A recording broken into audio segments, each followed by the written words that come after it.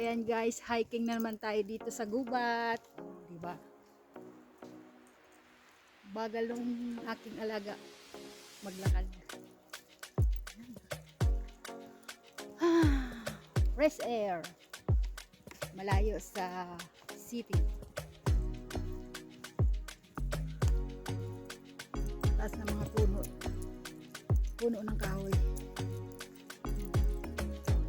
Ito ba ang guhit ng aking palad sa pag-ibig? Follow the leader. Follow the leader. Fresh air. Ayan guys, nasa ibang lugar na naman tayo dito sa Sweden. Ibang forest.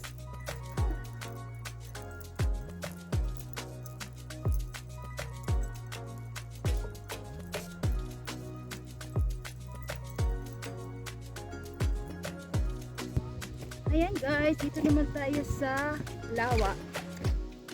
Ayan, maliit lang siyang lawa. Pwede rin tayo mag-swimming.